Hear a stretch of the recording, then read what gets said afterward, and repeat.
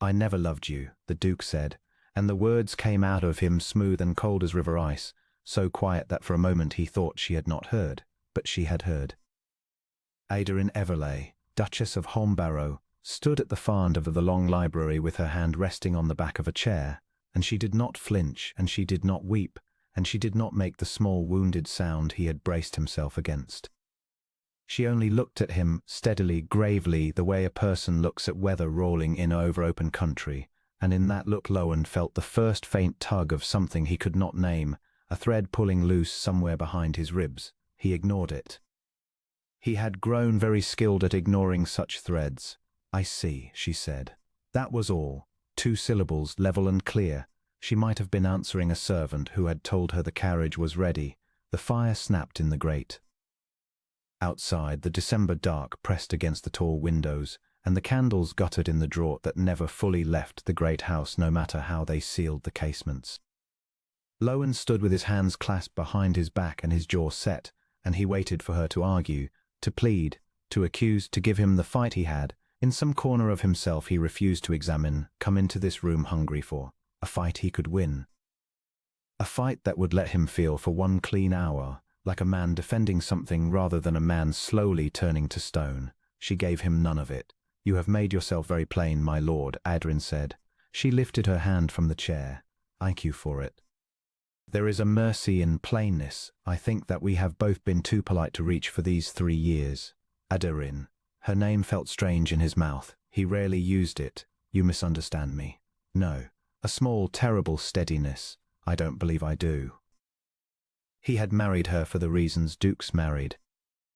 That was the truth he had told himself so often. It had worn a groove in his mind, an alliance of good blood and good land, the settling of an old debt between 2 families, the getting of an heir to keep Holmbarrow out of the grasping hands of his cousin Weston. He had needed a wife. She had been the wife available, gently born, unobjectionable, the daughter of a baronet whose estate marched with his own western fields. He had gone into the marriage the way he went to everything after the year he was 19, with the doors of himself bolted and the shutters drawn. He had not counted on her being kind. That had been the danger, and he had known it was a danger the first winter, when he came in half-frozen from riding the flooded lower meadows and found she had sat up past midnight to be certain he ate. He had not asked her to.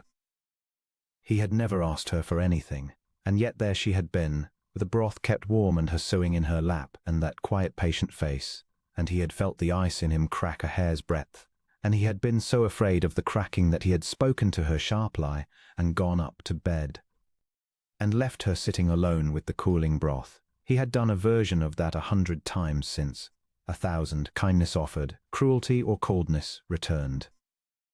He had watched himself do it as a man might watch himself from the far side of a frozen lake, unable to reach the drowning figure, unwilling to try. She had brought small warmths into the house without ever announcing them, and he had watched them arrive with something like alarm.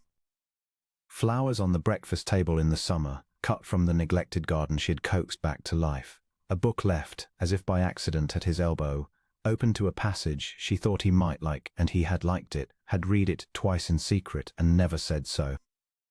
The way she remembered how he took his tea and how he hated a room too warm, and which of the tenants' names he could never keep straight, and quietly smoothed all of it and asked no thanks. She had studied him, he understood now, the way you study a person you love. She had made herself an expert in his comfort, and he had received it all as his due and given back nothing but the cold set of his shoulders and the shortness of his replies, until one by one the small warmths had stopped coming, not from spite, but from the slow starvation of a woman who has learned that her gifts are neither wanted nor seen. The flowers had stopped first, then the books, then, by degrees, the light in her face when he came into a room. He had watched that go out over 3 years the way a might watch a lamp burn down and never once think to trim it, and only now, in the guttering candlelight of the ruined evening, did he understand that he had been the one holding the snuffer all along. And now he had done the coldest thing of all, and he told himself it was necessary, and he did not yet understand why his hands were not steady behind his back. "There is a matter I must raise," he said, retreating into the language of business, because it was the only language in which he still felt safe, "concerning Tobias. Something moved across her face then, the first real crack in her own composure, and it was not for herself. It was for the boy. Their son, 2 years old and asleep upstairs in the nursery under the sloped eaves, with his fists curled and his fair hair damp at the temples, the small warm hair upon whom the whole cold architecture of this marriage had been raised. "What of Tobias?" she said, and her voice had gone very careful. "He will remain at Holmbarrow, of course, whatever arrangement you and I come to. He is my heir, his place is here." Lowen heard himself and hated himself and could not stop himself. That is not a matter open to discussion. For the first time she took a step toward him, only one, but it changed the air in the room. "You would speak to me of arrangements," she said softly.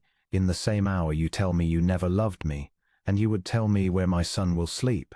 He is 2 years old, and he cries out in the night, and it is my name he cries, not yours, 'cause you have never once gone to him in the dark." She said it without heat.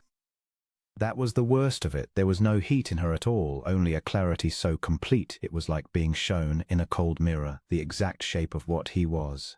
"You have never once, Lowen, in all his little life, gone to him in the dark." He had no answer.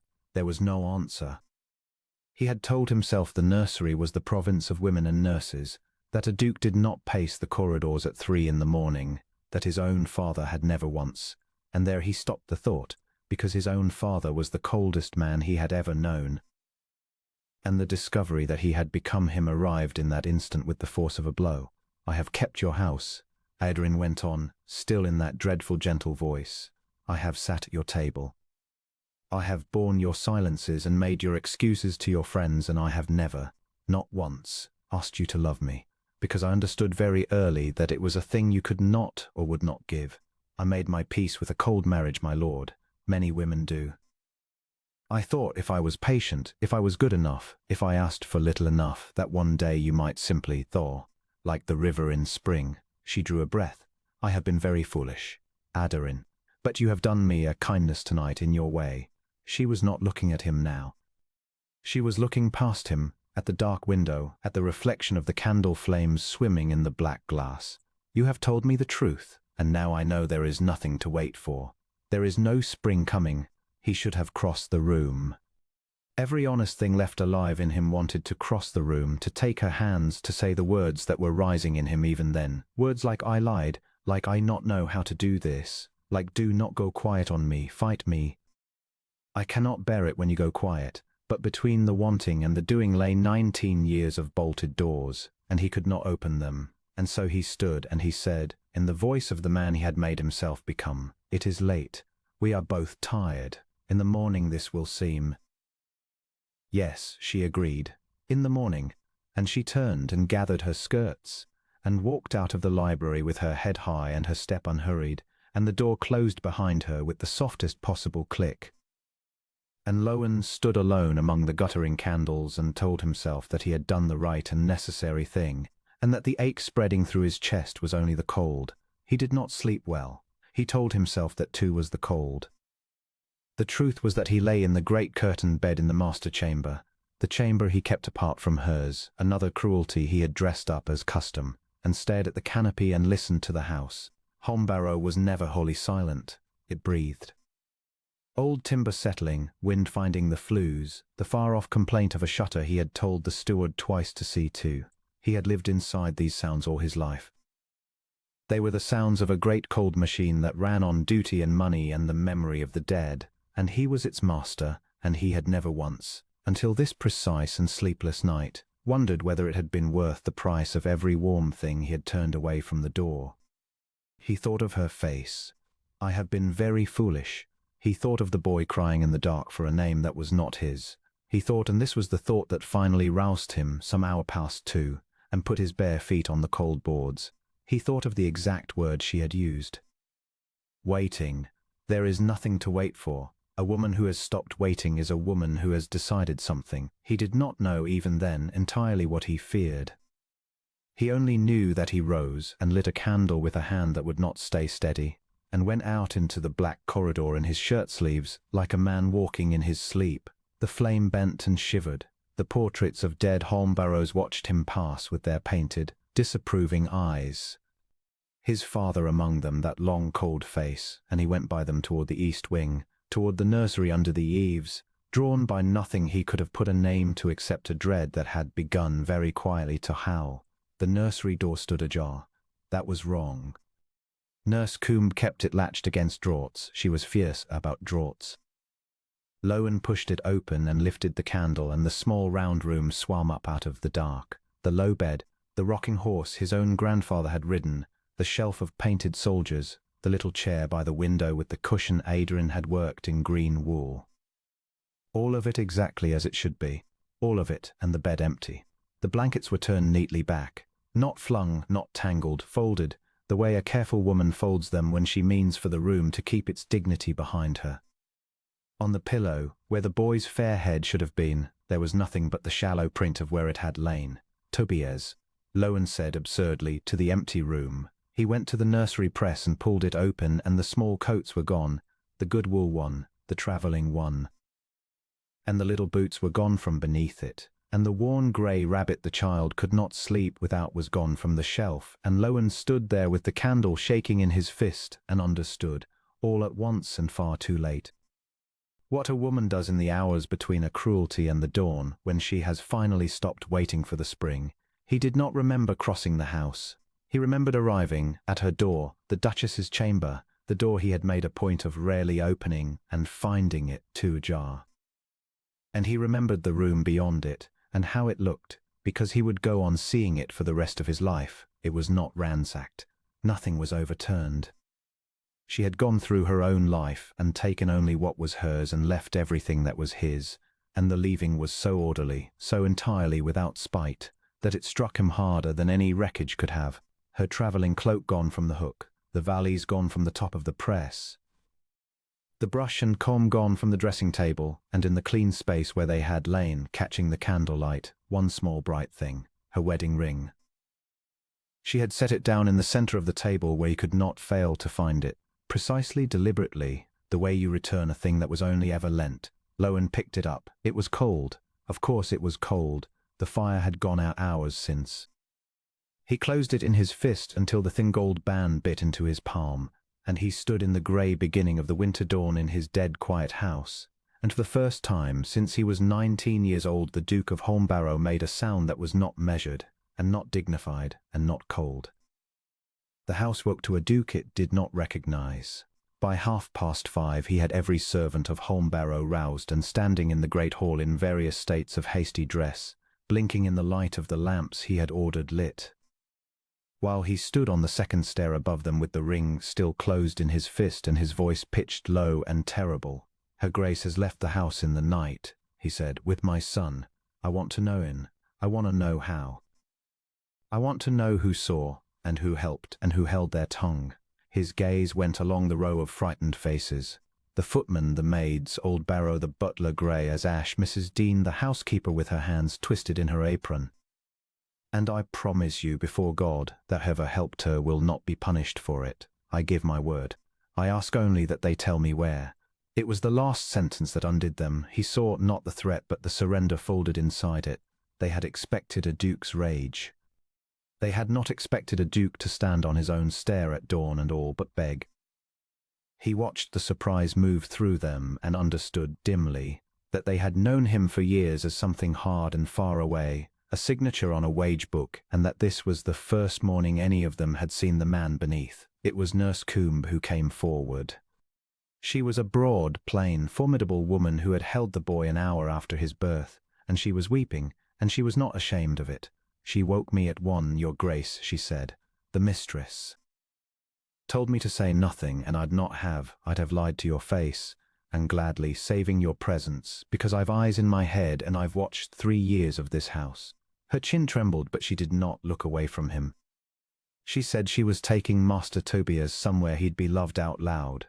Those were words, loved out loud, and she kissed me, and thanked me for my care of him, and she went down the back stair with him wrapped warm against her, and I heard the yard gate, and then nothing.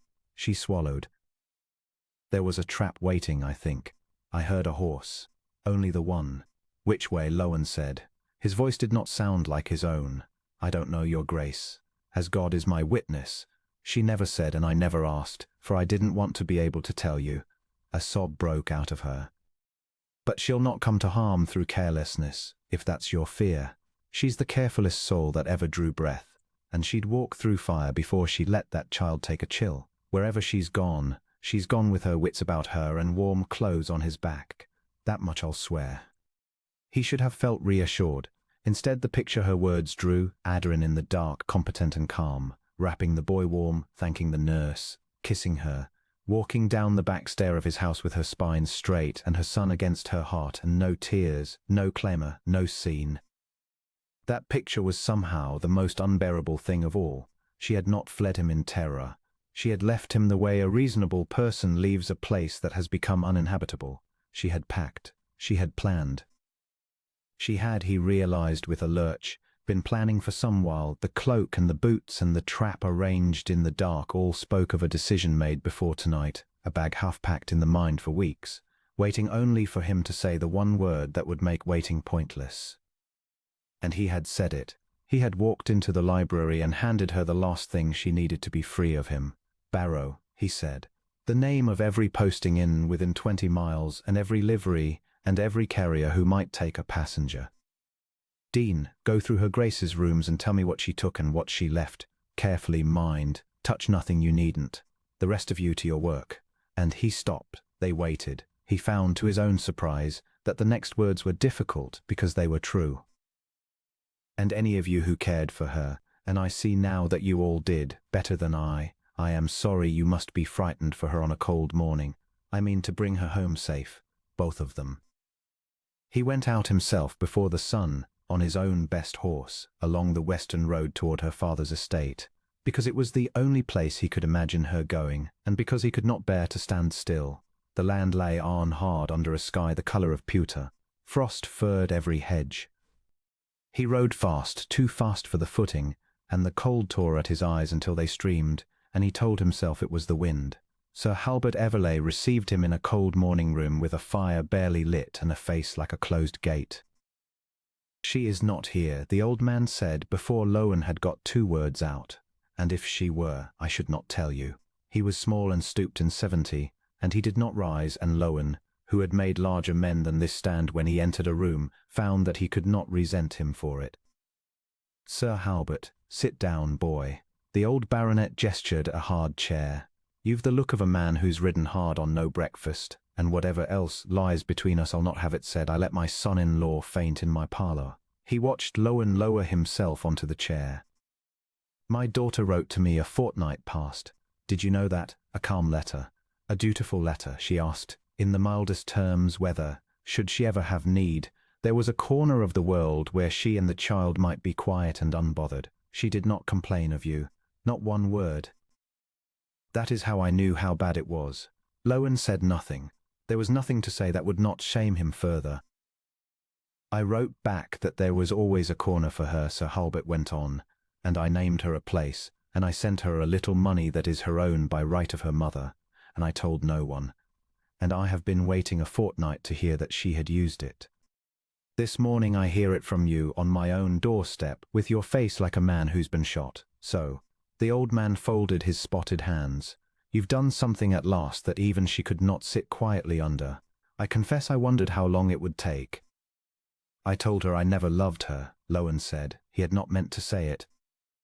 It came out of him bare and ugly into the cold room, and Sir Halbert's face changed not to anger, which Lowen could have borne, but to a kind of tired, ancient sorrow, the look of a man who has seen the same wreck happen twice in one lifetime and could do nothing either time. "And is it true?" the old man asked quietly. "No." The word tore something on the way out. "No, God help me. It is the furthest thing from true that I have ever said. I have loved her. I think I have loved her almost since the beginning, and I have punished her for it every day, because he stopped. His hands had begun to shake again. "Because I learned a long time ago that the people you love are taken from you, and I decided I would never again let anyone close enough to be taken. And so I kept her at arm's length for 3 years, and made her cold, and made my own son a stranger, and last night I finished the work. I told the truth of what I feel by telling her the exact opposite of it, because I would rather she left hating me than stayed to watch me fail her." He looked up. I am telling you this, sir, because you are her father and you have the right to despise me, and because I no longer have anyone else to tell. The room was quiet for a long while. The mean little fire ticked. My wife died when Adrian was 6, Sir Halbert said at last. Did she ever tell you that?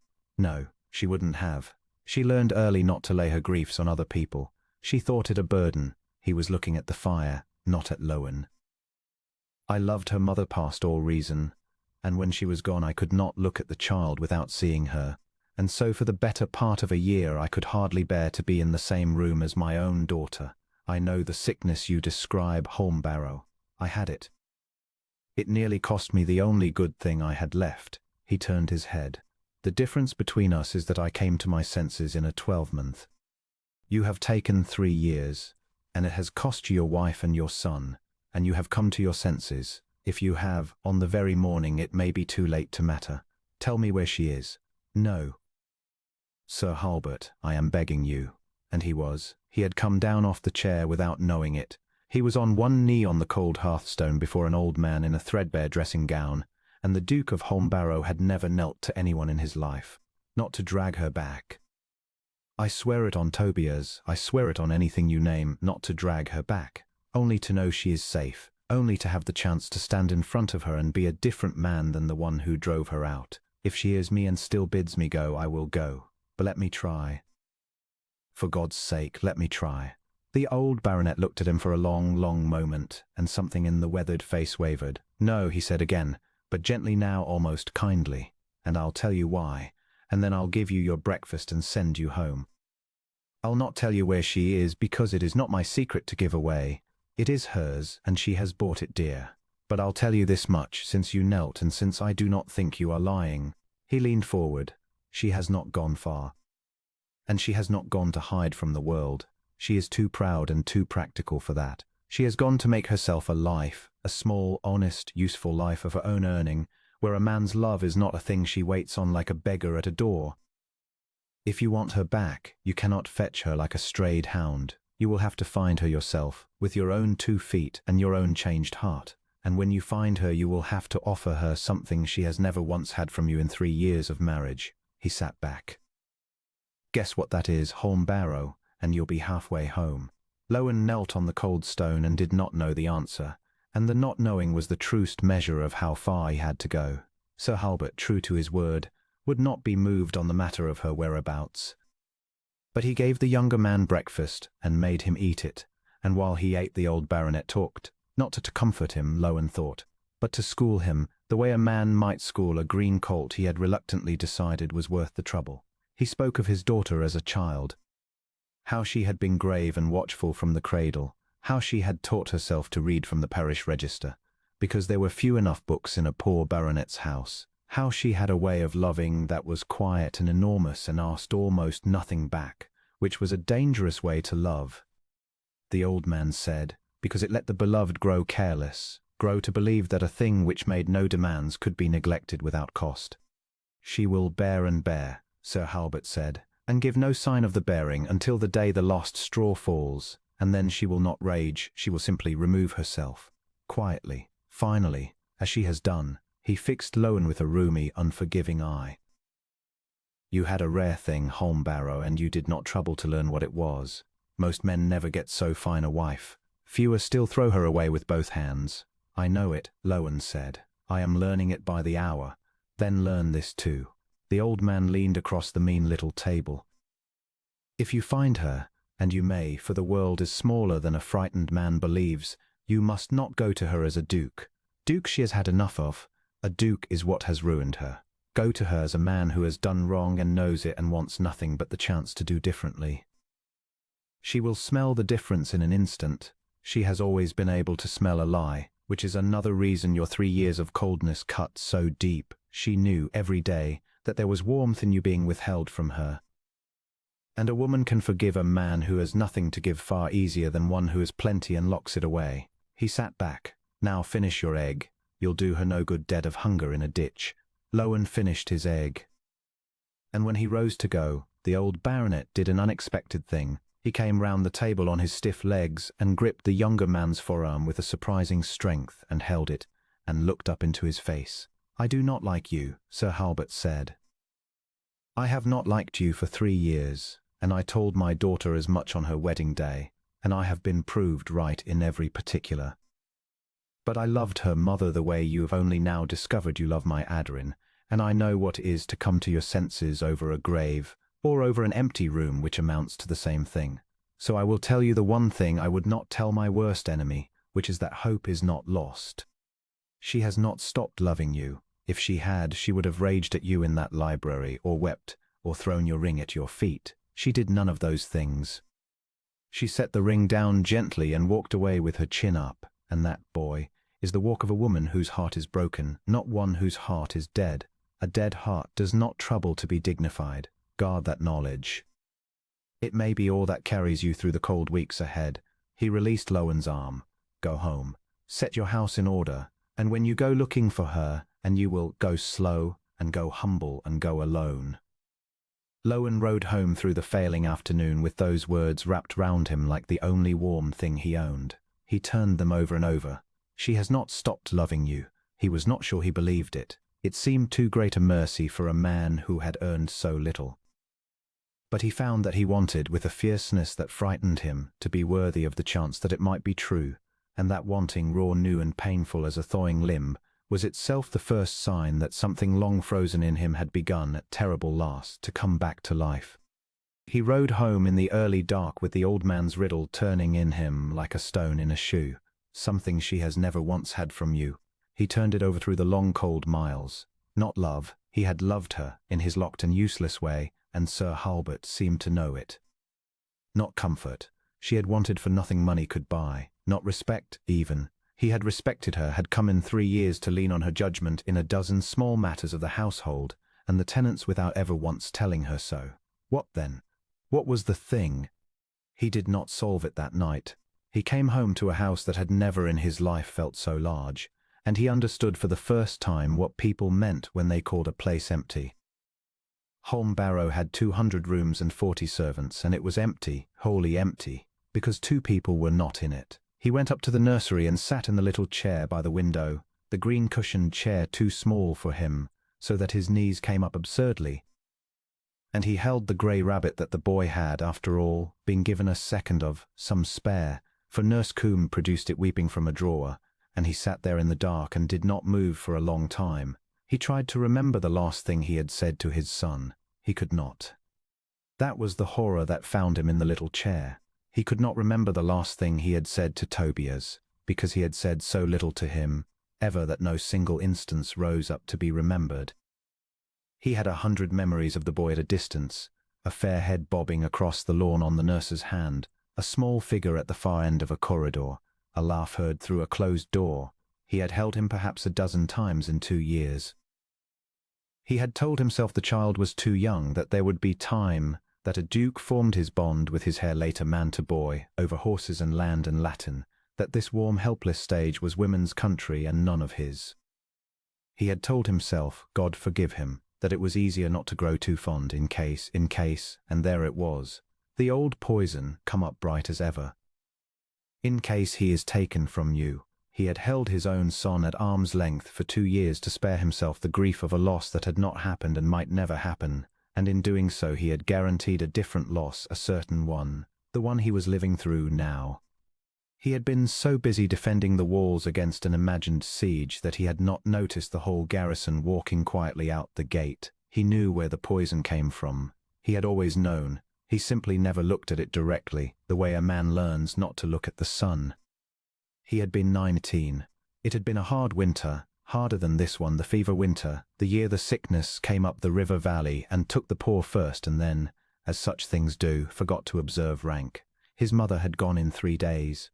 She had been a warm woman, his mother, warmer than his father deserved, and she used to come to the schoolroom in the mornings with her hair not yet dressed and sit on the end of his bed and tell him the plans for the day as if he were a person and not an hare.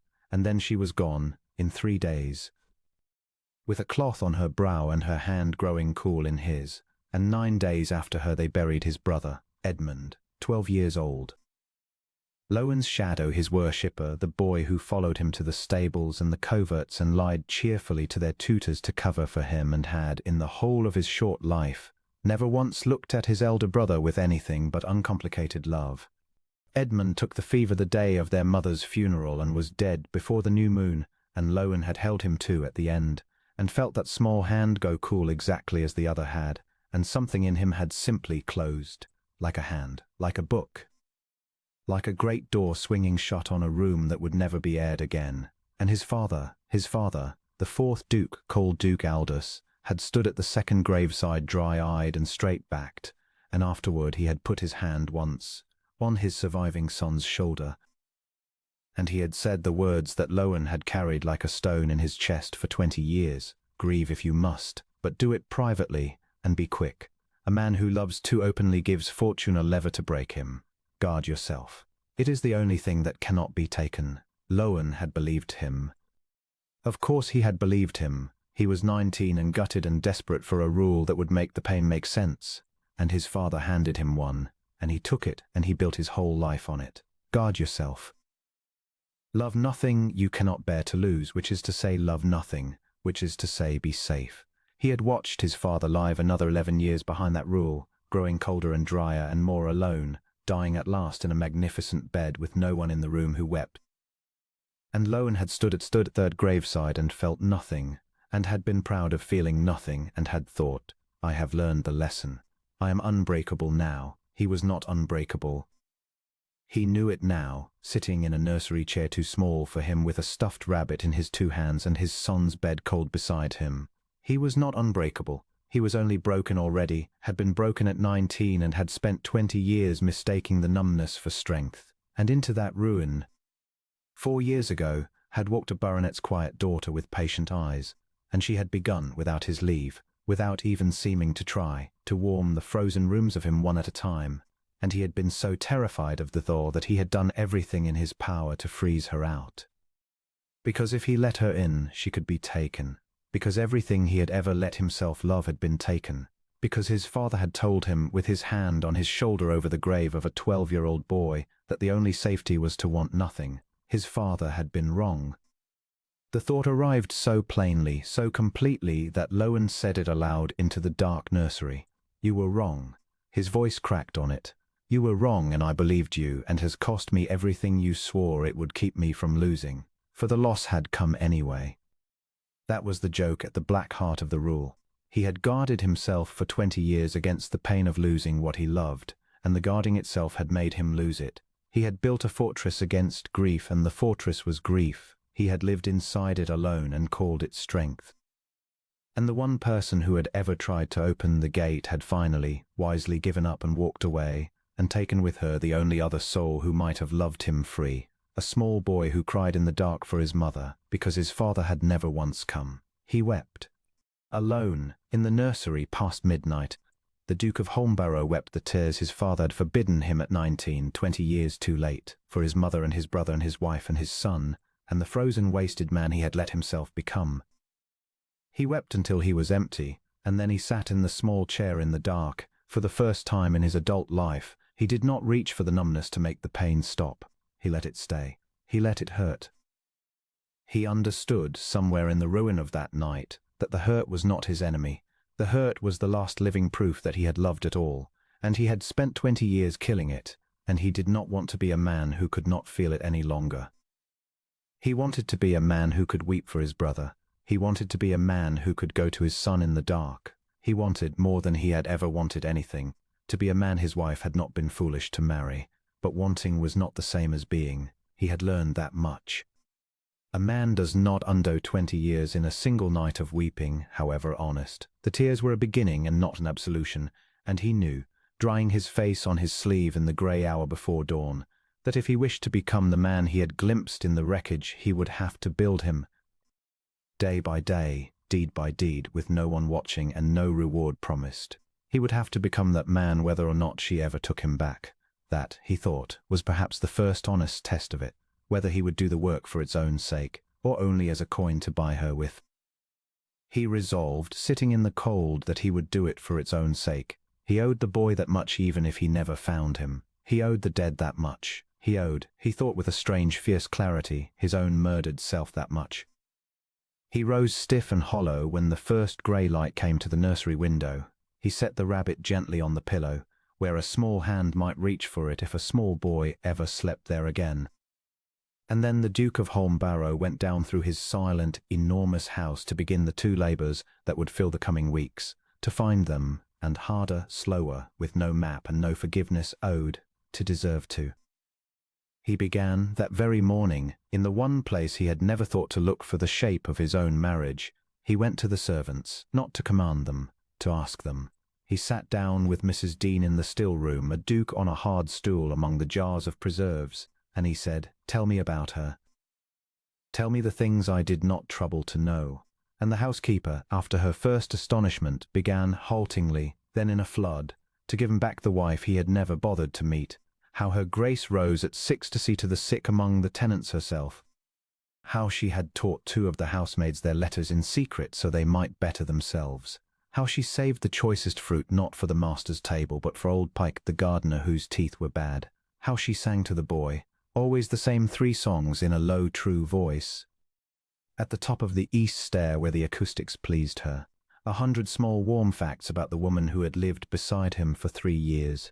And he had known not one of them, and each one landed on him like a separate and deserved blow. He made himself hear every one. There was one story Mrs. Dean told that he could not afterward forget, though she told it without any thought of wounding him, simply as a thing she had loved in her mistress. In the 2nd year of the marriage, she said, there'd come a hard sickness among the cottagers of the Low Farms. Not the fever of Lowen's boyhood, but a wasting croup that took the children first. And her Grace had gone down among them herself, day after day, against all advice, and sat up whole nights with dying infants that were nothing to her, holding them so their mothers might sleep an hour, singing to them the same 3 songs she sang to her own son. She lost 4 of them, your Grace, the housekeeper said. 4 little ones died in her arms that winter, and she came home each morning grey as ash and never said a word of it to a soul, and washed her face, and went in to your breakfast and smiled and asked after your day. Mrs. Dean's own eyes filled. I asked her once how she bore it, sitting with the dying, and she said, "I'll never forget," she said. "No one should go into the dark without a warm hand to hold, Mrs. Dean. It costs so little, and it is the only thing that costs nothing that is worth anything at all." Lowen sat on the hard stool in the still room and felt the words go into him like a blade turned slowly. No one should go into the dark without a warm hand to hold.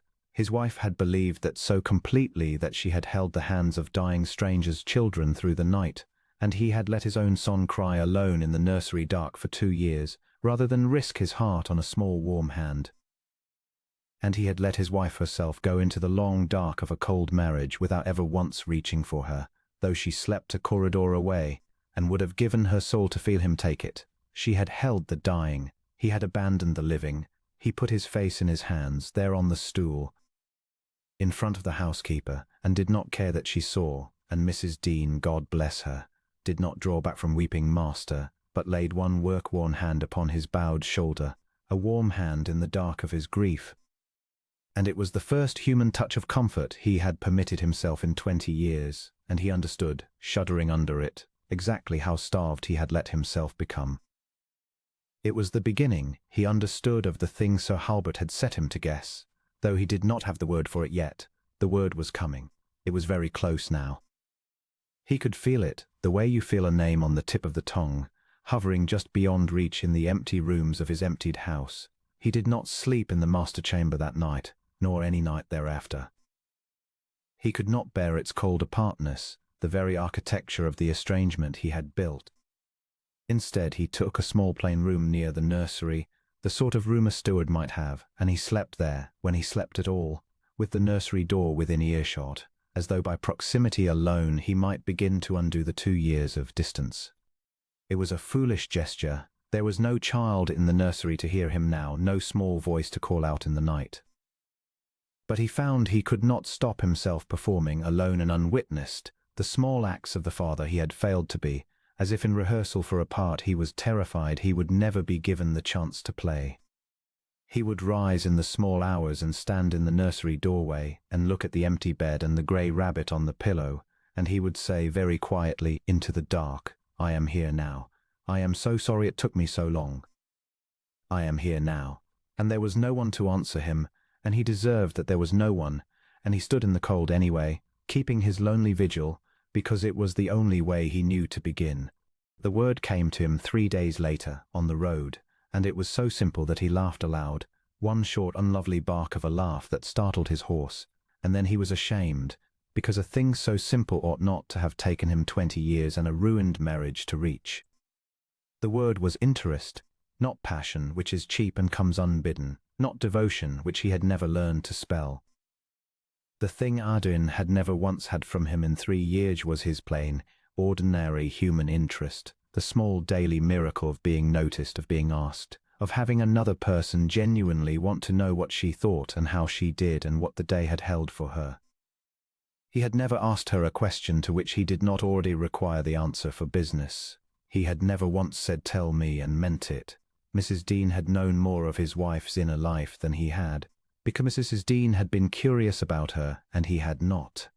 He had treated Adrian as a fixed feature of his house, like the staircase or the weather, a thing that was simply there and required no attention, and a person can bear a great deal of coldness, he saw now, far more than a person can bear being invisible. He had made her invisible. That was the cruelty beneath the cruelty, not that he had failed to love her out loud, but that he had failed to see her at all. He resolved that if he ever stood before her again he would begin, not with an apology, but with a question, and he would listen to the answer as though his life hung on it, because in every way that mattered it did. But first he had to find her, and finding her was proving to be the labor of a lifetime compressed into a fortnight of frozen roads. He had let the great machinery of a dukedom go idle. He answered no letters, sat on no benches, received no callers. His steward ran the estate on a shortened rein, and his cousin Whiston, scenting weakness, wrote 3 orly notes inquiring after his health that Lowen burned unread. He gave all of himself to the search, and he did it wrong at first. The only way he knew, he sent men. He dispatched grooms along every road, wrote to magistrates, engaged a discreet fellow from the city who came recommended for finding people who did not wish to be found. And he learned, quickly, that this was exactly the manner of pursuit Sir Halbert had warned him against. You cannot fetch her like a strayed hound. The city man came back in 5 days with a report, and the report sickened him. The fellow had been asking after the runaway duchess, flashing coin in tap rooms, frightening chambermaids, and had learned nothing except that a great lord's wife had bolted, which was now the delighted gossip of every posting inn in the county. Lowen paid him off and sent him away, and understood that he had nearly done to her the one thing worse than losing her. He had nearly made her a spectacle, a scandal, a thing pointed at, when all she had wanted was to be quiet and unbothered, and to earn her own bread in peace. So he went himself. Alone, quietly, not as the Duke of Holmbarrow with outriders and a crest on the door, but a plain travelling gentleman in a good but unremarkable coat, on a good but unremarkable horse, giving his name at inns as Mr. Lowen and asking his questions gently of the right people in the right way. He found he had a talent for it that surprised him, or rather he found that when he stopped commanding people and started being interested in them, they told him things. The very skill he had failed to use on his own wife he now taught himself, clumsily, on the road. To sit down across from a tired ostler and ask about his rheumatism before he asked about a lady with a small boy. To notice the pride a landlady took in her clean linen and praise it truly before he mentioned the guest of a fortnight past. To be, in short, a person among persons, which he had not been since he was 19. The trail was faint and cold, and he pieced it together thread by thread. She had been clever. She had not taken the western road toward her father at all. That had been a false scent, or perhaps she had gone that way a mile and doubled back. She had gone north and east toward the market towns, where a woman might disappear into usefulness. She had not travelled as a duchess or even as a gentlewoman. A carrier at Ashcombe remembered, when Lowen bought him a pint and asked after his sick mare and listened to the whole of the answer.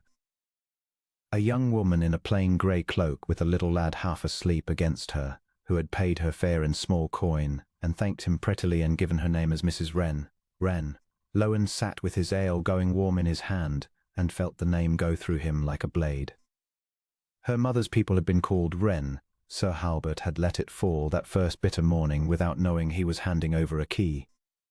And a wren, Lowen thought of the little brown bird, the plainest bird in the hedge, the one that made no show and yet sang louder for its size than anything in the wood, and that survived the hardest winters when the showids all died. She had chosen well. She had always chosen well. He had simply never been paying enough attention to notice. Mrs. Wren, a widow she would be calling herself, a respectable young widow with a little son, come to a new town to make her way. The disguise was perfect precisely because it was almost true. She had made herself a widow of a marriage that had died, and she had told no actual lie, and she had walked out into the world under her mother's name to build the small, honest, useful life her father had promised him she would. He learned other things on those roads, small things, that built in him a portrait more painful than any single blow. At an inn near Mardenbridge, a chambermaid remembered the young widow, because she had risen early and made her own bed and stripped it and folded the linen, unasked, before she left. "For I've little enough help," and she said she'd been a Storvancer near enough and knew the weight of a morning's work, the girl said, not knowing she spoke of a duchess. At a toll house a keeper's wife remembered that the lady's little boy had been fretful with a cut knee, and the mother had not fussed or scolded, but had turned the whole misfortune into a game, a brave soldier game, until the child was laughing at his own bandage and showing it off with pride. Everywhere Lowen went he found the same faint warm trail of competence and kindness and grace under hardship, and everywhere it was the same knife in him, that this woman, this rare and gallant woman, had lived beside him for 3 years and he had seen none of it, because he had never once looked. Strangers at wayside inns had learned more of the quality of his wife in a single night's lodging than he had troubled to learn in the whole of their marriage, and he learned, too, the shape of what he had cost himself in his son, at the same toll house the keeper's wife. Warming to the sad kind stranger who bought her ale and asked after her chilblains, said the little lad had been full of talk of his mother, Mama this and Mama that the whole livelong hour, and that when she had asked him, idle and friendly, where his papa might be, the child had looked at her with round grave eyes and said, plain as anything, haven't got one. Lowen had to set down his ale and look hard into the fire for a while after that. Haven't got one. 2 years old, and he believed, in perfect honesty, that he had no father, because the man who was his father had made himself so absent, so cold, so much a stranger passing in far corridors, that the boy's whole small heart had simply closed the account. It was not the child's fault, it was not even, quite, a lie. Lowen had not been a father, he had been a fact, a name, a portrait on a stair, and the resolve hardened in him, mile by frozen mile, that if God and Aderin between them granted him the chance, the boy would never again have cause to say those 3 words to a stranger, that he would make himself so present, so warm, so entirely and reliably there, that haven't got one would become the most impossible sentence in his son's whole life. He rode on. The days shortened toward the black bottom of the year, and the cold deepened and his money dwindled. For a plain Mr. Lowen, travelling humble, could not draw on a duke's coffers without giving himself away, and he found a strange, fierce satisfaction in the narrowing of his means, in eating plain, in husbanding his coin, in sleeping in cramped, low rooms under thin blankets, in living, for the first time in his gilded life, something a little nearer to the way most of the world lived, the way his own wife was living now with her reddened hands and her mended stockings. It humbled him, and he wanted to be humbled. He had been a great man all his life, and it had made him small. Perhaps he thought being made small would at last make him great enough to be worth loving. He followed Mrs. Wren north through the short, dark days of the failing year. It was not swift, and it was not glorious. Twice he lost the thread entirely and sat in a strange inn in the dark, sick with the fear that he had lost them for good, that she and the boy would simply dissolve into the great grey country, and he would ride these roads for the rest of his life asking after a plain brown bird that had flown. Twice, when he had nearly despaired, some small kindness he had done a stranger came back to him as a scrap of news. The landlady whose linen he had praised had a sister 3 towns on who had mentioned a Mrs. Wren taking a room. The carrier whose mare he had asked after remembered, a week later and unprompted, that the young widow had spoken of finding a position, a genteel sort of place, something with children or letters, for she said she was handy with both. Lowen wrote it all in a small book he now carried, and he noticed one night, reading back over its pages by candlelight, that the book was not really a record of his search at all. It was a record of his wife. It was full of her cleverness, her courage, her small mercies, the pride the whole common world seemed to take in having briefly known her. He had ridden 200 miles to find her, and instead, page by page, he had been meeting her at last for the first time. He changed on those roads. He felt it happening and did not fight it. The cold armor he had worn since 19 did not fall off all at once. A thing forged that long does not simply drop away, but it loosened plate by plate, in the company of ostlers and widows and carriers and children, none of whom knew he was a duke.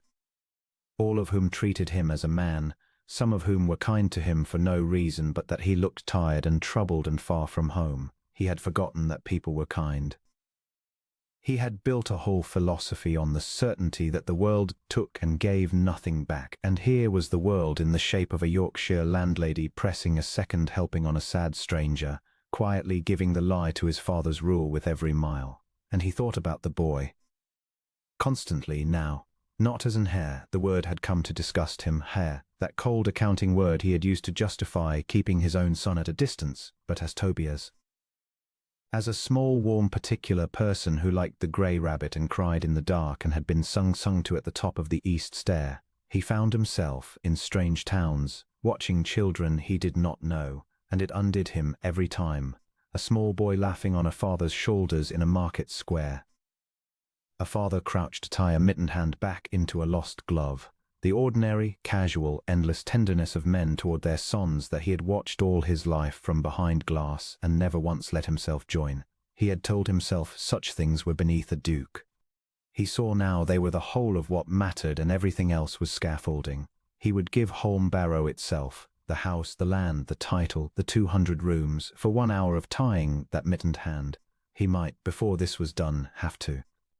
At an inn called the Fleece, in a snug market town where the church bells rang the hours sweet and cracked, the trail at last ran warm.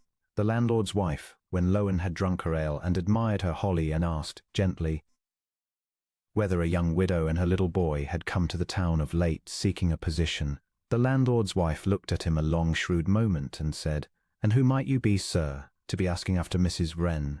His heart struck once hard against his ribs. He had found her. She was here, or near here. The woman's very wariness said so. Standing in the low warm room with the firelight on the holly and the whole rest of his life balanced on the next words out of his mouth, the Duke of Holm Barrow had to decide who to be. The old Lowen would have said, "I am her husband and fetch her at once," and ended it in ruin. He looked at the landlady's guarded, protective face. She was guarding Aderin, this stranger, out of the plain instinct of decent people to shield a good woman from a man asking after her in the dark. And he understood that the truest thing he could do, the first real deed of the man he meant to become, was to be worthy of that guard rather than to break it down. "I am someone who did her a great wrong," he said quietly, "and has come a long way in the cold to try to make it right, and will go away again the moment she bids me, and trouble her no further." He turned his hat in his hands. "I will not ask you where she is. I would not have you betray her. You are right to keep her safe, and I am glad past telling that she has found people who will. I ask only one thing. Will you carry her a message, and let her decide herself whether she wishes to see the man who sent it? Whatever she decides, I will abide by. You have my word, and I know," he added, with the ghost of something that was almost a smile, "how little the word of a strange man in an inn is worth. But it is all I have to offer, and it is more honest than anything I offered her when I had the chance." The landlady studied him for a long moment. Then slowly, she reached under the bar for paper and a stub of pencil, and set them on the wood in front of him, and said, "Write your message, sir. I'll not promise more than that I'll carry it. What she does with it is her own affair, as everything has rightly been since she came here, poor lamb, with that brave little face and that bonny boy." She pushed the paper an inch closer. "Mind you make it a good one. She's had enough of the other kind." He stood at the bar of the Fleece with the stub of pencil in his hand, and found he'd not know how to begin. He had signed 1,000 documents. He had dictated letters that moved money across the sea and men across the county. And now, with a single sheet of coarse paper and everything in the world at stake, the words would not come, because every word he had ever used with her had been armor, and armor was precisely the thing he must not send. He thought of the landlady's plain instruction, make it a good one, and he understood that a good one meant a true one, and that he had not written a true word to anyone in 20 years. He wrote at last, slowly, in a hand less steady than his own, Aderin. I have no right to your reading of this, and I will not spend it on excuses, for you have heard all my excuses in the shape of 3 years of silence, and you deserve none of them now. I have come this far only to say to your face what I was too much a coward to say in the library, which is that the thing I told you was a lie, the cruelest and the most cowardly of my life, and the truth I hid behind it is that I have loved you a long while and hid it because I am a man who learned to be afraid of loving anything for fear it would be taken. I know now that the fear cost me the very thing I would have died to keep. I do not write to fetch you home. You owe me no home and no hearing. I write only to ask whether you will let me stand in front of you once and ask you the questions I never troubled to ask in 3 years, and to see him, if you will allow it, for as long or as short as you say. Whatever you answer, I will honor it and go. I am not the man who said that thing to you. I am trying very late and very clumsily to become the man you were not foolish to marry. Lowen, he read it over, it was not eloquent. It made no clever appeal and struck no fine attitude. It was the plainest thing he had ever written, and that, he thought, was perhaps the only thing to recommend it. He folded it and gave it into the landlady's hands, and did not try to buy or beg or hurry her further. He took a room at the Fleece, and he waited. The waiting was its own long schooling. He did not know how near she was, and he did not go looking, though every hour of it burned him, for he had promised, and the keeping of that small promise, unwatched, was the whole of what he now had to offer as evidence of a changed man. He kept it. He stayed within call of the inn. He mended a broken hinge on the taproom door, because it wanted mending and no one had asked him to. He learned the names of the inn's 2 cats, and in the keeping of the promise he learned something about the nature of the promises he had broken. All his life he had made vows carelessly. The great vows of the marriage service, the vows a duke makes to his tenants and his name and his God, and kept them or broke them as suited his cold convenience, and thought nothing of it, because a great man's word bent the world to fit it and never the other way about. But here, waiting in a strange inn with no power and no title and nothing to enforce his will but his own bare resolve, he found that keeping even the smallest promise was hard, genuinely hard, an act of will renewed hour by hour against the pull of his own wanting. He wanted to go looking. Every cell of him wanted it, and he did not, because he had said he would not, and he discovered that this, the plain unglamorous holding of a small line against himself, was the very substance of the thing he had never given Aderin, constancy.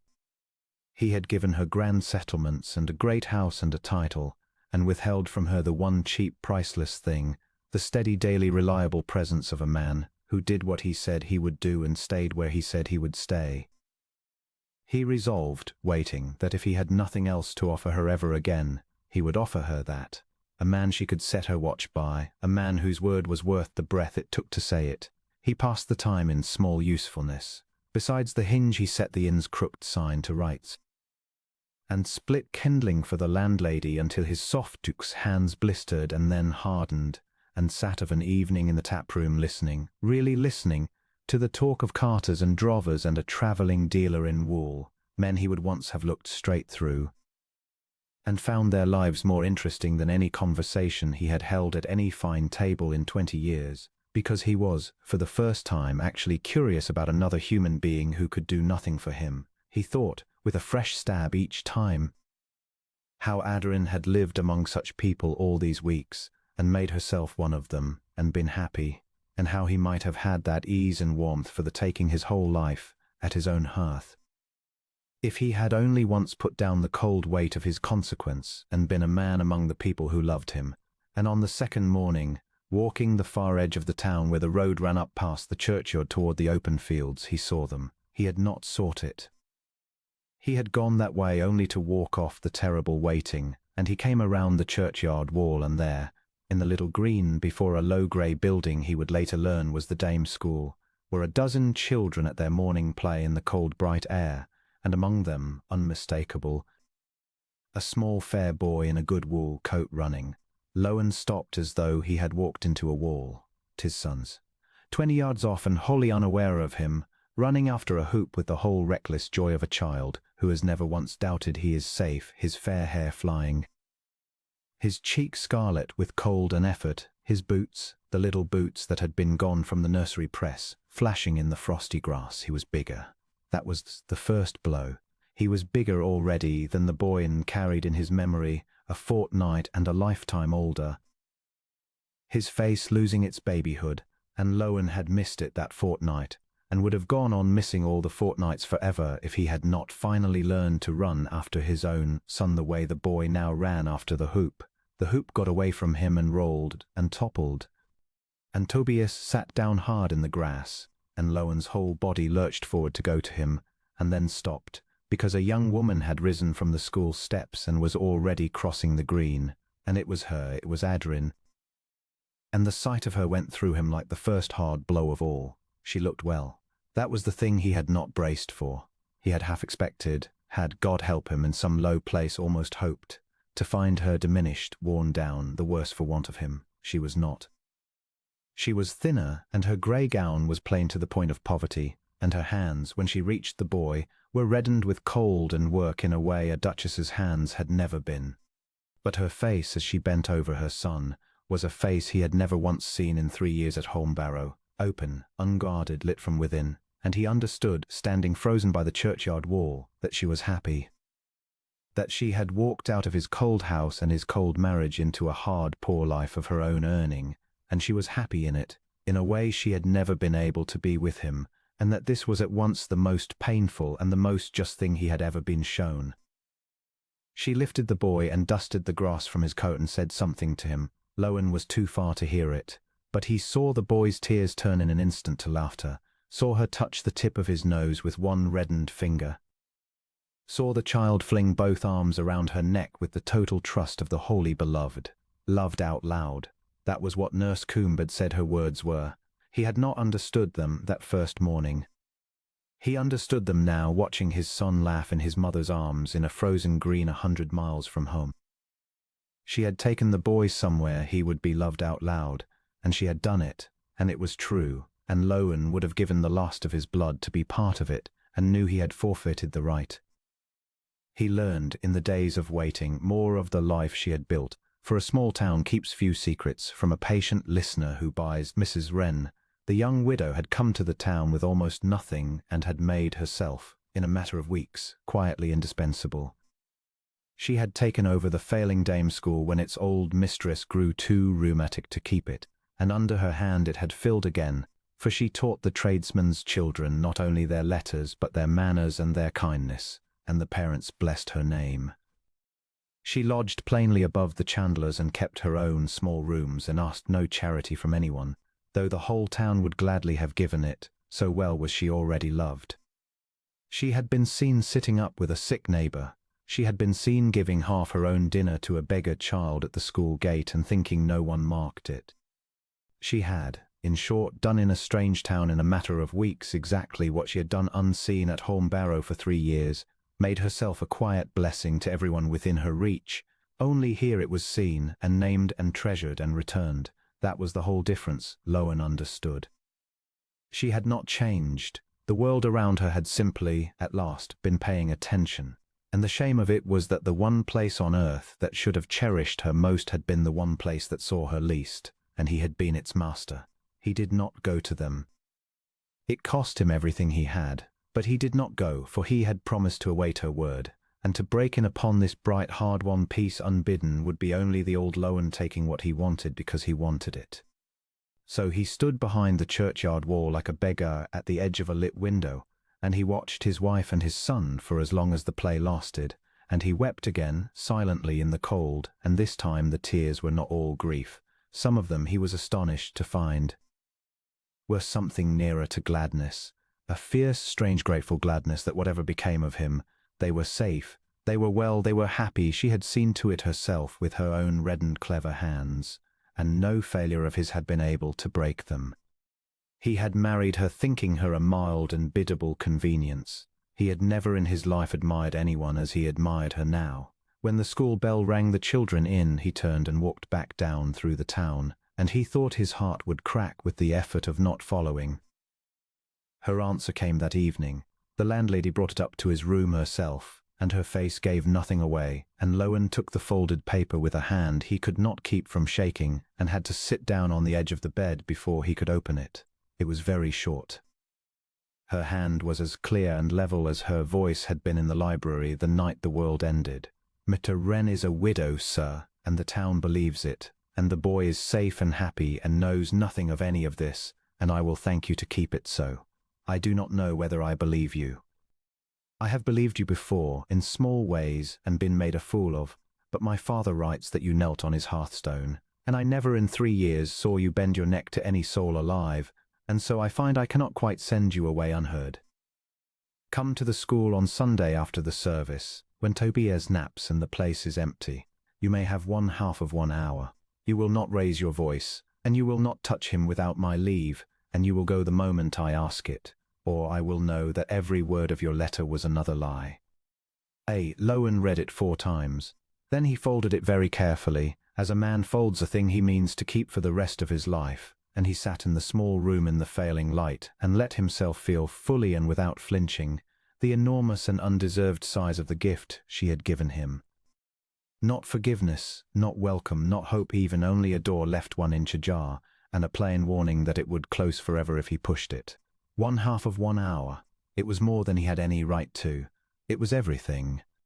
He had 3 days to become, in truth and not in ink, the man who could be trusted with it, and he knew at last that no clever speech would do it, that she had heard all his cleverness, and it had bought him nothing. Only the plain changed thing would serve. Only the truth, said the way he had never learned to say it, with nothing held back and nothing guarded and no door in him bolted against her. He had 3 days. He had spent 20 years becoming the wrong man. He set himself, that night, to spend 3 becoming the right one, and to pray it was not too late, and outside the church bells rang the hour, sweet and cracked, over the small town where his whole life now slept. Sunday came grey and still, with a sky like wet slate and the smell of snow not yet fallen. He was early. He had meant not to be, meant to give her no cause to feel crowded. But he had been walking the town since dawn to keep from going mad, and his feet had brought him to the school before the church had finished its service. And so he stood in the lane in the cold and made himself wait until the bells had rung out the worshippers, and the last of them had gone home to their Sunday dinners, and the little grey building sat empty in the raw noonlight. Then he lifted the latch of the low gate, and crossed the green where he had watched his son run, and knocked once, quietly at the door of the dame's school. She opened it herself. She was in the same plain grey, with a shawl crossed over against the cold, and her hair was drawn back simply. And she looked at him across the threshold with a face composed to give nothing, and yet he saw, in the first half-second before she mastered it, the flicker of something that was not indifference, and he took no comfort from it and no liberty with it, but he saw it. Because he was paying attention now, because he would never again fail to pay attention. "Come in," she said. "You are cold. There is a fire in the schoolroom. I'll not have it said I let even you freeze on the step." It was the exact turn of her father's kindness, and it undid him a little, and he came in. The schoolroom was small and low and clean, 2 rows of worn benches, a slate on every peg, a good fire banked in the grate, and everywhere the small evidences of her, a jar of holly on the master's table, the alphabet lettered on the wall in her own clear hand, a child's drawing pinned with care beside the window. Through a door at the back he could hear, faint and even, the breathing of a sleeping child.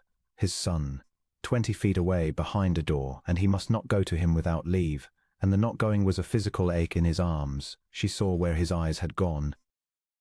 "He sleeps until 2, she said, not unkindly. "You'll hear him when he wakes. He wakes all at once, like a thrush. Sit, my lord. You have half an hour, and I mean to hold you to it, so you had best not waste it standing about looking at a door." She sat herself, straight-backed, on the end of a child's bench, and folded her reddened hands in her lap, and waited. Lowen sat across from her on the other bench, absurd and enormous on the low seat. exactly as he had been absurd in the nursery chair, and he understood that this was fitting, that he had spent his life towering and it had done him no good, that he must learn to be a man made small and plain before the people he loved. He had prepared no speech. He had tried to in the 3 days and thrown every version of it on the fire, because every one of them had sounded like a duke making a case, and he did not want to make a case. He wanted, for the first time in his life, only to be honest and to listen. So he did the thing he had promised himself in the library of an empty house 100 miles away. He did not begin with an apology. He began with a question. "Are you well?" he said, not as a courtesy. "Truly. I have watched you across a green and you looked happier than I ever made you, and I need to know if that is so, and I will bear the answer whatever it is. Are you well, Aderin? Is this life good to you?" Whatever she had braced for, it was not that. He saw it land. She looked at him a moment with her careful face, and then, slowly, something in it eased, not softened, not yet, but eased the way a fist eases. "I am well," she said, "better than I was. I am poor, and I am tired, and I mend my own stockings, and I have chilblains, and I have never in my life been so my own." She lifted her chin. "I earn my bread teaching the children of tradesmen their letters, and it is honest, and it is mine, and no one here waits at any door to be loved by a man who has decided not to. Yes, I am well. Does that wound you?" "It does," he said simply, "and I am glad of it, both at once. I did not know a man could feel both at once until this fortnight.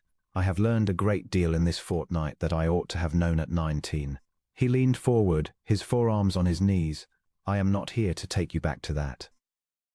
I want you to believe that, though I have given you no reason to believe anything I say. I am not here to fetch you home to a cold house and a colder man and call it your duty. If your answer at the end of this half hour is that you wish to stay here and be Mrs. Wren and raise our son in this good small life, then I will settle money on you that no one can trace or take, and I will go away, and I will trouble you no more. And I will count myself to have got better than I deserve merely to have known you were well." He drew a breath. "But I could not go the rest of my life without telling you the truth to your face. You have had my lies to your face. It seemed to me you were owed the other thing, once at least." "Then tell it," she said. Her voice had gone low. "The truth, not the pretty part of it, all of it." Why, and he told her. He had never told the whole of it to a living soul. He had never told any of it. The fever winter was a locked room in him, and he had thrown away the key at 19 and spent 20 years pretending the room did not exist. But he had promised her the truth, all of it, not the pretty part, and so he unlocked the room now, in a poor schoolroom with a fire ticking in the grate and his son asleep beyond a thin door, and he let her see what was inside. He told her about the fever winter, which she had never heard, because he had never once spoken of it to her or to anyone, about his mother's cool hand and his brother's cool hand 9 days after, about his father at the second graveside with his dry eyes and his terrible rule, "Guard yourself. It is the only thing that cannot be taken." He told her how he had believed it, and built his whole life on it, and how she had walked into that frozen life 4 years ago, and begun without knowing it to thaw him, and how the thawing had terrified him past all reason. Because a thing that can thaw can freeze again, a thing you love can die in 3 days with a cloth on its brow, and he had rather turn her ice than risk her being taken from him warm. He told her, and here his voice broke, and he let it break, did not reach for the numbness. Let her see the break, that when he had said, "I never loved you" in the library, it had not been coldness at all, but the last act of a coward's love, a man burning down the house so he would not have to fear the fire. That he had wanted her to leave hating him rather than stay to watch him fail her, because he had been so certain he would fail her that the failing seemed the only sure thing in the world. "And then you left," he said, with dignity and without a word of blame, "and you took our son somewhere he would be loved out loud, and it broke me, Aderin. It broke the thing my father built. Standing in your empty room with your ring in my hand, I felt the whole cold structure of me come down, and underneath it there was nothing but a boy of 19 who never got to grieve, and a man of near 40 who has loved you speechlessly for years and dammed it up behind cruelty until it near killed us both." He turned his hands palm up on his knees, empty, offering nothing but the emptiness. "That is the truth, all of it. I loved you the whole time. I have never in my life been so ashamed of anything as I am of the way I let you feel that I did not. He told her, too, the thing he had learned on the roads and could hardly bear to say, that their son, asked by a stranger where his papa might be, had answered, haven't got one, in perfect honest innocence, because Lowen had made himself so absent that the child's whole heart had closed the account.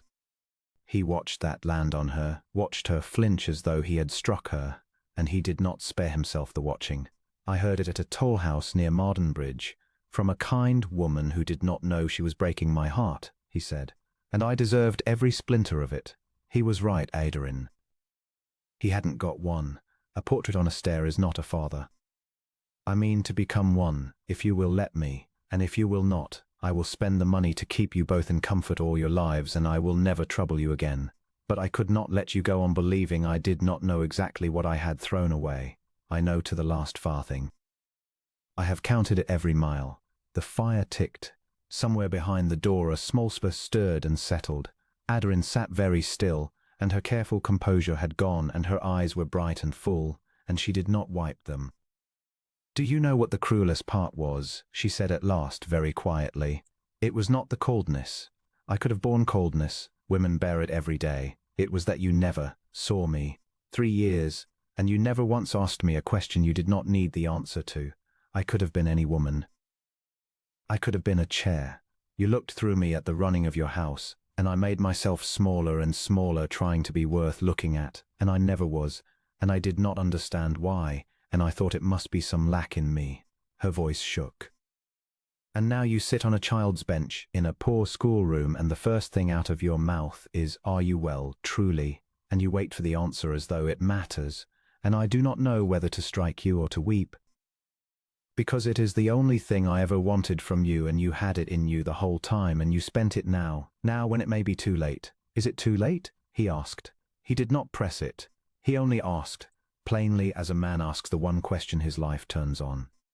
Tell me if it is, Adrian, and I will believe you, for you have never once lied to me, not even to spare yourself. Is it too late?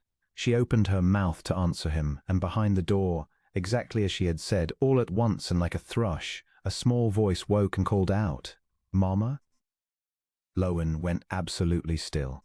He watched her rise, watched the mother turn instantly toward the sound, and he stayed where he was on the low bench with his heart going like a hammer and his whole body straining toward the door and his hands gripping his own knees to keep the promise.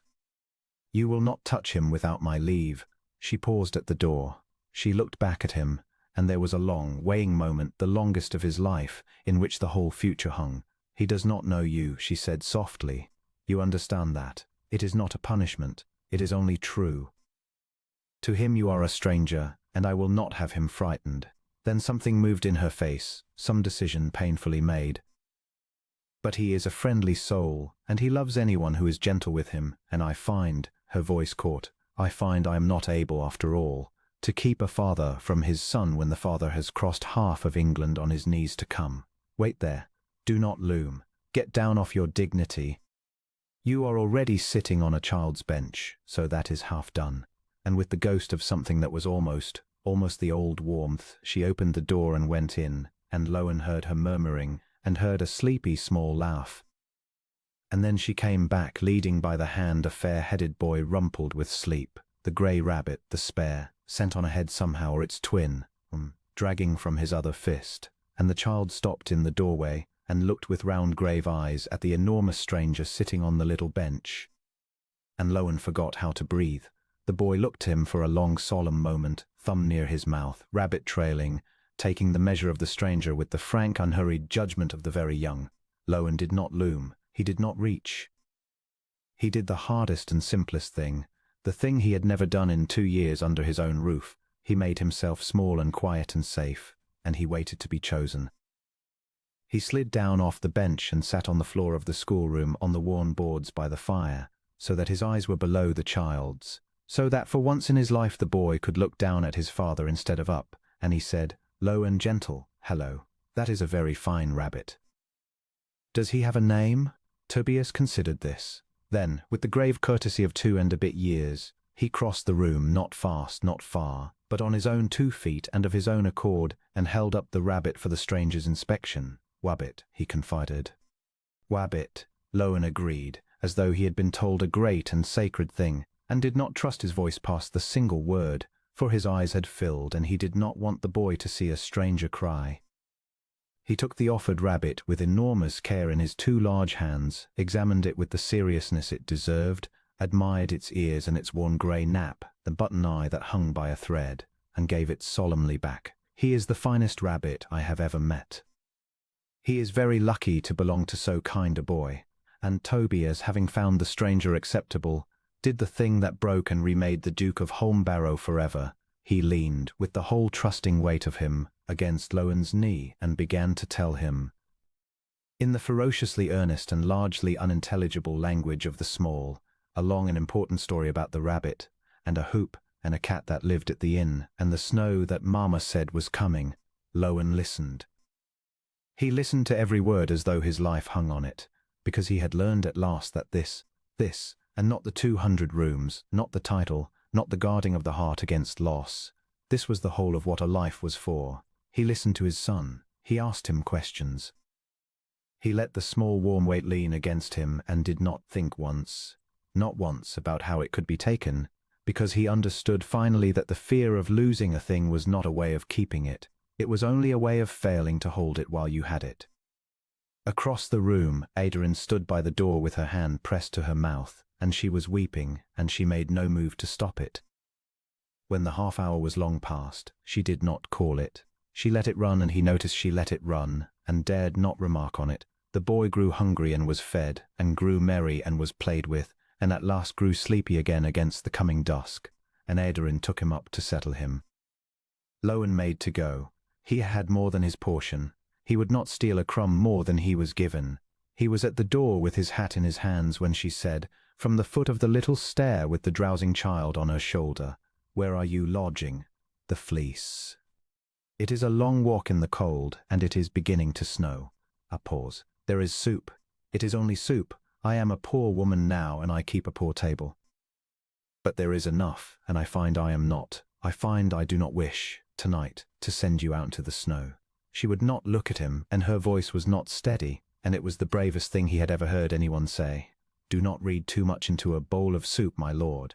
I have not forgiven you." "I do not know that I can, but my father raised me not to turn a repentant soul into the weather, and a man who sits on the floor to meet a child at his own height is," her voice broke, and she steadied it, "is not the man who said that thing to me in the library, 'Stay and eat.' That is all it is. We will see about the rest." He stayed and ate. It was only soup, and it was the finest meal of his life. He did not that night or that week try to win her back. He had learned that much, that winning was a duke's word, a taking word, and that she was not a thing to be won, but a person to be, slowly and honestly and without any guarantee earned. So he stayed in the little town. He gave up the room at the Fleece and took a plain lodging above the saddler's, and he wrote to his steward that the estate would run some weeks more without him, and to his cousin Weston a single line informing him coolly that the Duke of Holmbarrow was in the best of health and would thank him to stop hoping otherwise. And then he set about, with no crest on any door and no title on any lip, the patient work of courting his own wife. He did it plainly. He mended the school's broken shutter and the wobbling bench and the gate that would not latch, and asked nothing for it. He carried coal. He learned from the landlady of the Fleece how Adrian took her tea, and never once made a show of knowing. He came to the green each morning where the children played, and he was at first only permitted to watch, and then, as the days went and the boy came to know him, to hold the hoop, and then to run clumsy and enormous after it with a shriek of small delight behind him. A duke covered in frost and mud and joy, and Adrian watching from the steps with an expression she no longer troubled to compose. He was gentle with the tradesmen's children who were not his and learned their names. He sat in the evenings he was let in, and he asked her questions. About the school, about her mother whom he had never heard of, about the 3 songs she sang at the top of the east stair, about what she thought, plainly, of 100 things he had never once in 3 years asked her to think about, and he listened to the answers as a starving man eats. And slowly, over the short dark days toward the year's turning, he watched the careful guard come down from her face, one plate at a time, exactly as his own cold armor had come down on the frozen roads, until one evening she laughed, really laughed. Something foolish he had said about the inn's fat cat, and then stopped and put her hand to her mouth, astonished, as though she had forgotten the sound of her own laughter, and Lowen had to look into the fire for a while and could not speak. There was an evening, near the middle of that strange courting month, that Lowen would carry with him ever after as the hinge on which the whole of it turned. The boy had taken a chill, nothing grave, but a fever came up in the night. The small, hot, restless fever of childhood that is nothing to a physician and everything to a parent, and Adrian sent the landlady's girl running to the saddler's lodging to fetch him, for she was alone and frightened, and though she would not have admitted it, she had wanted him. He came at once, coatless, through the snow, and for the whole of that long night the two of them sat up together by the child's cot, and Lowen learned, at last and in earnest, the thing he had denied himself for 2 years, what it was to tend his own son in the dark. He held the small hot hand. He carried the boy up and down the little room when the fretting would not ease, murmuring the mangled words of the 3 songs he had learned from Mrs. Dean, and the child, half conscious with fever, settled against his father's shoulder as though he had done it every night of his life, as though there had never been any distance at all, for the very young forgive so completely, so instantly, that it shames the long grudges of the grown. Toward dawn the fever broke and the boy slept, damp and peaceful, and Lowen laid him down and stood looking at him, and found that Adrian had come to stand beside him, and that at some point in the night, without either of them marking it, her hand had come to rest in his. She did not take it away. They stood together in the grey first light over their sleeping son, hand in hand, and neither spoke, because there was nothing that needed saying that the night had not already said. He understood then that whatever came of it, he had crossed some final country in himself. That the man who could stand here, worn out and unglamorous and wholly given over to the tending of a small warm life, was a different creature entirely from the frozen lord who had spoken cruelty in a library a lifetime and 100 miles ago. He had gone into the dark with a warm hand to hold and given one, and it had cost him nothing and been worth everything, exactly as she had always said. When at last she drew her hand gently from his and turned to bank the fire, she said, not looking at him, in a voice gone soft and unguarded, "You would have let him cry alone once." And he said yes, and she said, "You did not tonight," and that was all. But it was, he knew, a door opening another inch, and he passed through it on his knees in his heart. Thanked God for the small hot fever that had let him prove with his hands what no words of his had ever been able to prove. It was not swift. She made him earn it, and she was right to, and he would not have had it otherwise. A thing given too cheap is not believed, and he needed her to believe. There were evenings she was cold to him, and evenings the old grows in her, and she said hard true things, and he took them all, did not defend himself, did not reach for the numbness, only listened and grieved with her and stayed. He understood that the staying was the whole of it.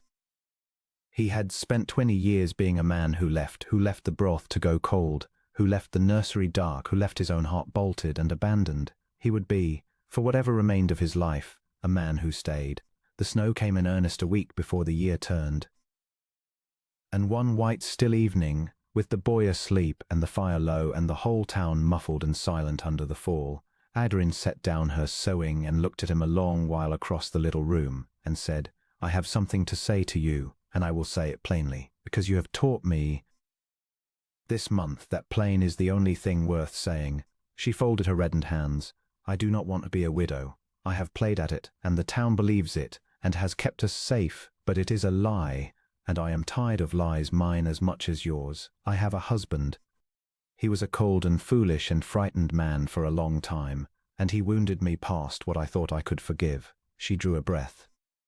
"And he crossed half of England in the winter to sit on the floor and meet his son, and he has carried my coal and mended my gate and asked me 100 questions and listened to every answer, and he has not once, in a whole month, tried to take anything from me that I did not freely give. I did not know he had it in him. I am not sure he knew." Her eyes were bright. "I find that I love him still. I never stopped. That was the trouble. If I had stopped it would not have hurt so." And I find that I would rather go home with him and risk the whole thing again than spend the rest of my life safe and half alive, and calling myself Mrs. Wren. Lowen could not speak. He came and knelt on the floor again, on the hearthrug of a poor rented room. The second time in his life the Duke of Holmbarrow had knelt, and the first time he had done it gladly, and he took her cold, reddened, work-worn hands in both of his, and pressed them to his lips, and then to his brow, and when he could command his voice at last he said only, "I have no ring to give you back. You left it on the table. I have carried it 100 miles in my breast pocket every day since, because I could not put it down and could not bear to look at it. And I swore I would not offer it to you again until I had become a man who could keep the promise it stood for." He reached into his coat and drew it out, the small bright band warm now from a month against his heart. "I make you no grand vow. I have made you fine vows before and kept none of them. I will make you only small ones and keep every one.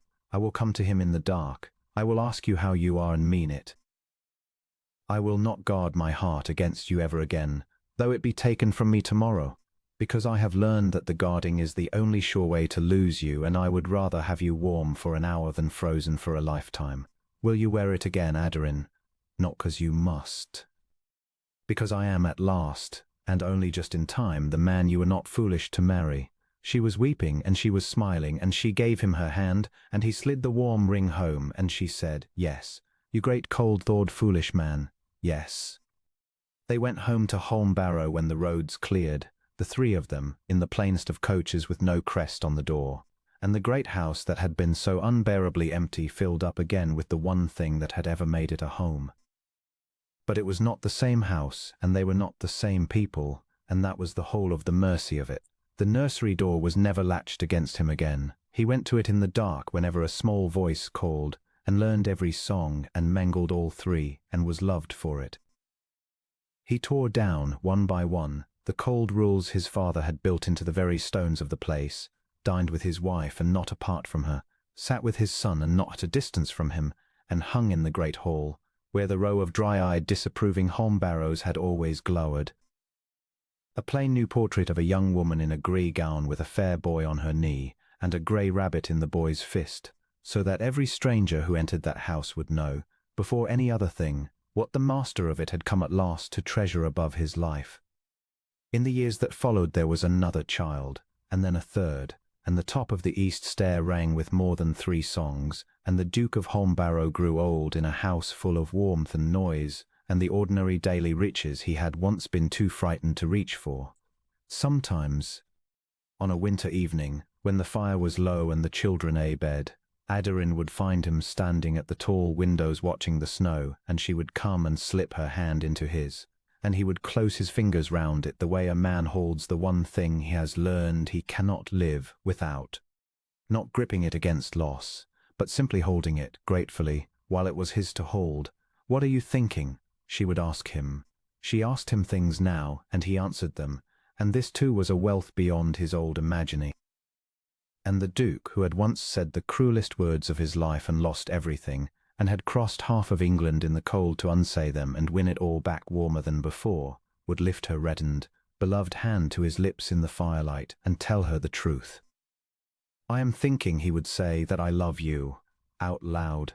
I mean to go on saying it out loud, my darling, every day I have left, until you are entirely sick of the hearing of it, for I owe you a great many years of it, and I intend to pay the debt in full."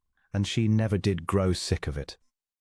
Not once in all the long warm years they had, and that was the ending they earned, the two of them in the great house that had learned at last how to be a home.